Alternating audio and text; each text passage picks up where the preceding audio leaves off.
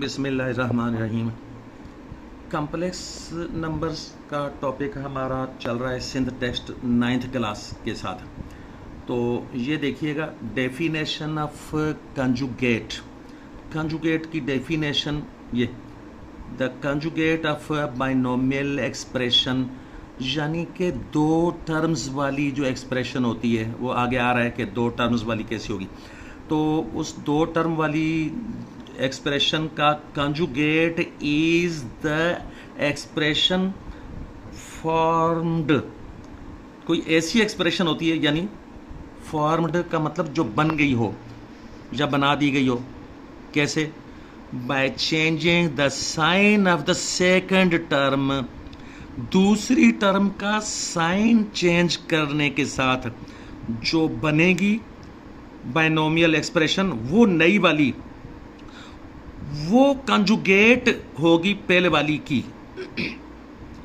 तो बस इस तरह से ये देखिए, thus the conjugate of this a minus b, ये बाइनोमियल यानी दो टर्म वाली कोई जो एक्सप्रेशन होती है, अलजेब्राइक एक्सप्रेशन, उसको हम बाइनोमियल एक्सप्रेशन बोलते हैं। तो इसका conjugate is this second term. ये सेकंड वाली टर्म का साइन चेंज कर दिया।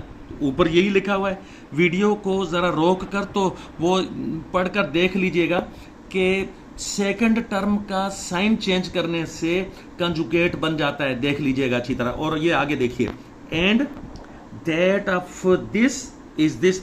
यहां पर मैं मैथमेटिक्स पढ़ाते पढ़ाते ही कुछ इंग्लिश लैंग्वेज की बात भी बताना चाहता हूं।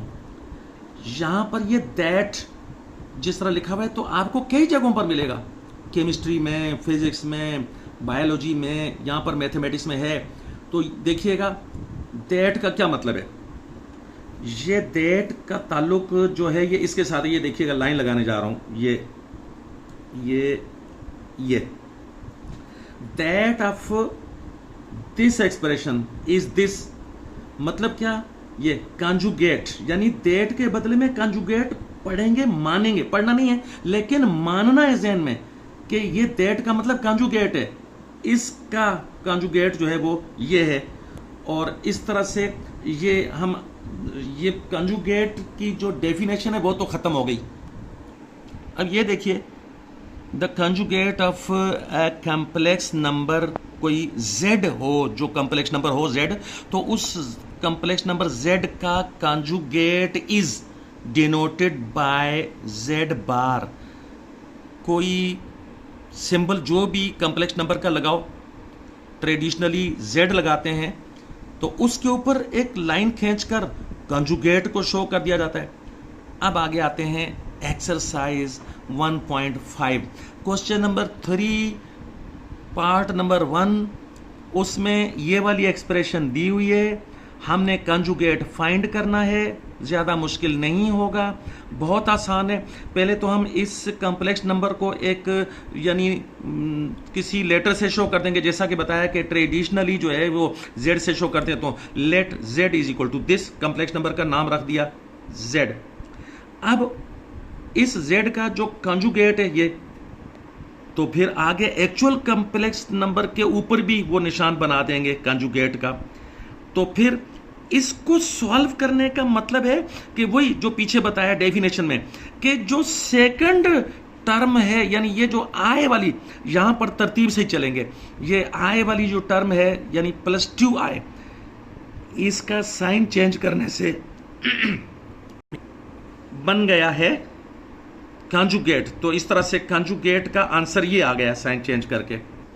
ये देखिए पार्ट नंबर 2 आया है आगे। गिवन में ये है 4, 9, ये ऑर्डर्ड पेयर की शक्ल में दिया गया है कम्प्लेक्स नंबर।